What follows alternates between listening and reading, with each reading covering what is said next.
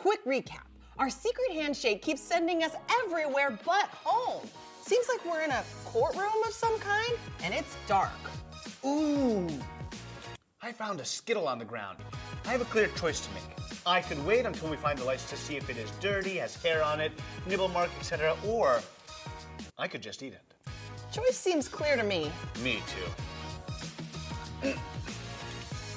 How was it? Not bad. My favorite flavor. A little furry, though.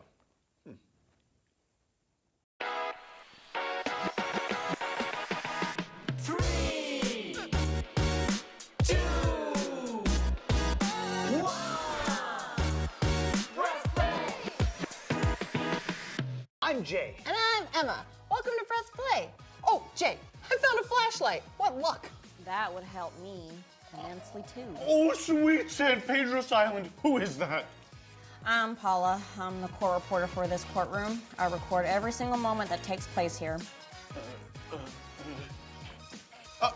She's not lying. She records every word. Wait, were you recording us before we found that flashlight?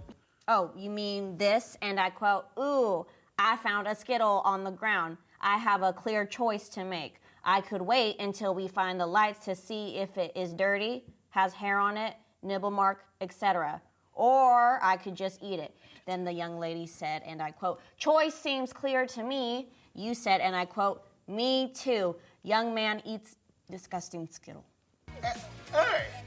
Oh, young lady asks, and I quote, "How was it?" Response from young man, "Not bad. My favorite flavor. A little furry, though." Speaking of, I think I still got some of that fur in my mouth.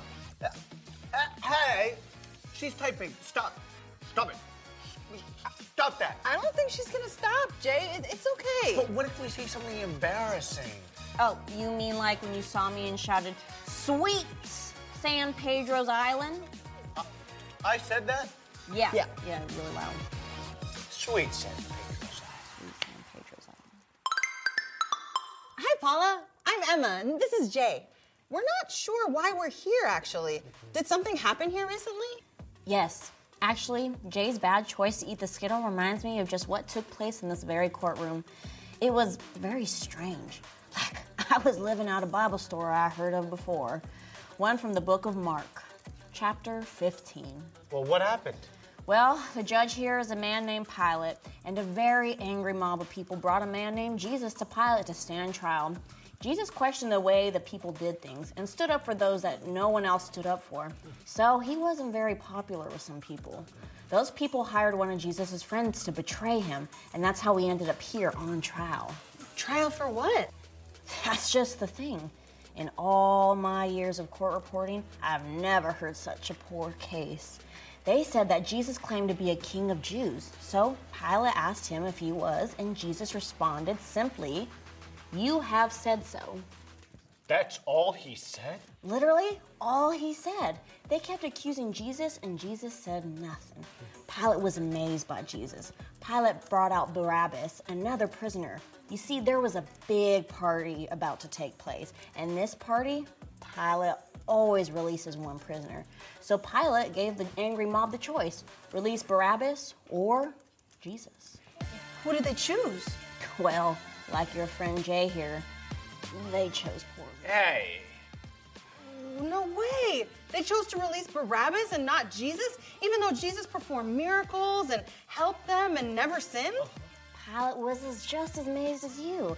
He said, and I quote, "What shall I do then with the one you call the King of the Jews?" Pilate asked them. "Crucify him," they shouted. What does that mean? It's the worst punishment someone can be given. It means Jesus is going to die? How could they do it? How could they not choose Jesus? Can we talk off record? Please. My hands were cramping. As I watched it all unfold, I asked myself the same thing. It made me mad. But then I looked at Jesus' face, and he wasn't mad. He was sad. It was like he loved them even though they weren't going to choose him, and he'd be sent to die. Even for me, sometimes I choose the wrong thing, like choosing the font Helvetica instead of Times New Roman. Stupid. Just like you guys before you found the flashlight. We are all stumbling in the dark sometimes and eat a nasty Skittle or two. Except me, that's just a you thing. It's really hard to make the right choice sometimes, but when you get to know Jesus, the right choice becomes clearer. The crowd chose to not release Jesus because they struggled with believing that he really was the Savior they had been waiting generations for. They were in the dark about who Jesus really was. Even though the crowds didn't, we can choose Jesus. Whoa. Here we go again. Do we dare? No telling where we'll end up next. At this rate, we'll never make it back to the worship party at my church to celebrate Easter. Thanks, Paula. We gotta go. Right, and I have to get back on record. Jay, maybe all of this is getting us ready for that party. You think so? I do. You ready for what comes next? I don't think so. Me neither, but let's choose to do it anyway. Join us for the secret handshake. Ooh, this seems nice. I don't know. I have a feeling something bad just happened here. Friends, let's recap. The secret handshake sent us to meet Paula, a reporter in a courtroom. She was very good at her job and told us about just what took place.